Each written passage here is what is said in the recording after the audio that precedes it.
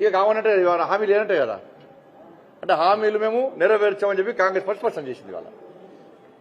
వాళ్ళ ప్రపంచంలోనే ఏ సర్వే సంస్థలన్నా ఎక్కడన్నా కాంగ్రెస్ పార్టీ ప్రభుత్వం కేంద్రంలో వస్తుందని చెప్పి ఎక్కడ ఏ చిన్న సంస్థలన్నా కాంగ్రెస్ పార్టీకి సంబంధించినటువంటి సర్వే సంస్థలు కూడా కాంగ్రెస్ పార్టీ అధికారం రాదని చెప్పి క్లారిటీకి చెప్పేసారు.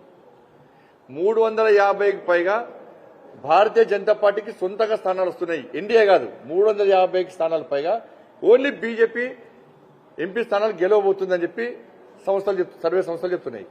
కాంగ్రెస్ పార్టీకి సంబంధించిన స్ట్రాటజిస్టులు కూడా కాంగ్రెస్ పార్టీ అధికారంలోకి వచ్చే అవకాశాలని క్లారిటీగా చెప్పారు. చెప్పినప్పుడు వీరు ఇచ్చిన 6 గ్యారెంటీలు ఇక అమలు చేయమని చెప్పి చెప్పకనే కాంగ్రెస్ పార్టీ చెప్పింది. కాంగ్రెస్ పార్టీకి ఎందుకు ఓటేయాలి?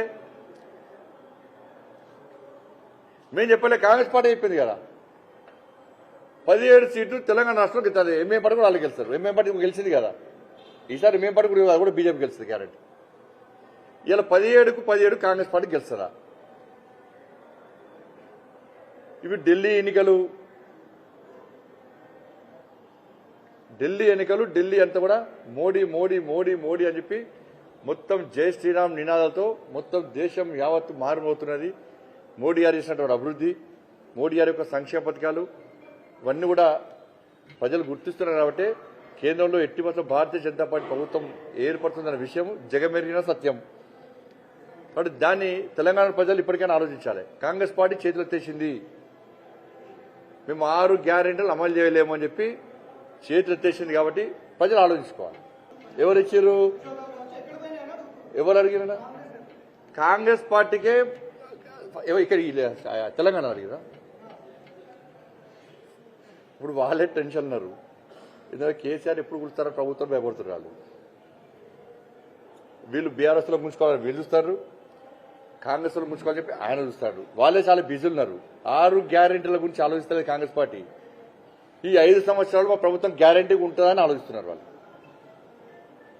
వాళ్ళ టెన్షన్ వాళ్ళది.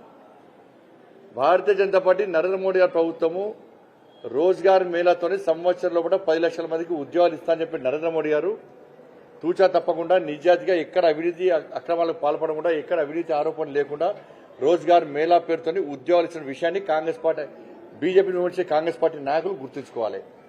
దాన్ని గుర్తుంచుకోవాలి. రోజ్గార్ మేళా పెట్టింది మేము, అపాయింట్మెంట్ ఆర్డర్స్ ఇచ్చింది మేము, ఎక్కడ ఆరోపణలు లేకుండా నిజాయితీ నిబద్ధతతో వాళ్ళకు ఉద్యోగాలు ఇచ్చింది నరేంద్ర మోడీ గారి ప్రభుత్వం.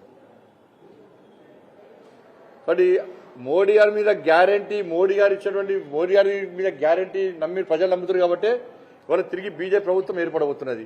370 ఆర్టికల్ రద్దు చేసినాం, మోడీ గారు గ్యారెంటీ ఇచ్చారు. త్రిపుల్ తలాక్ రద్దు చేసినాం. అయోధ్యలో దివ్యమైన భవ్యమైన రామమందిర నిర్మాణాన్ని ప్రారంభించడం.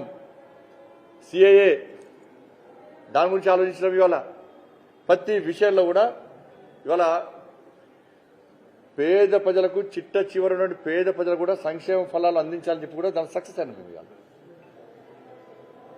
కాబట్టి కాంగ్రెస్ పాలిత రాష్ట్రాల్లో ఏమేమి సంక్షేమ పథకాలు ఇచ్చారో చెప్పాలి వాళ్ళు. తెలంగాణ రాష్ట్రంలో 6 గ్యారెంటీలు ఇచ్చినా కాంగ్రెస్ పార్టీ స్పష్టత చేయాలి. నోటిఫికేషన్ గ్రూప్ 1 నోటిఫికేషన్ ఎందుకు ఇస్తలేరు, గ్రూప్ 2 ఎప్పుడు ఇస్తారు, ఇస్తారా ఇయ్యరా, వాటి మీద వాళ్ళు మాట్లాడాల్సిన అవసరం ఉంది.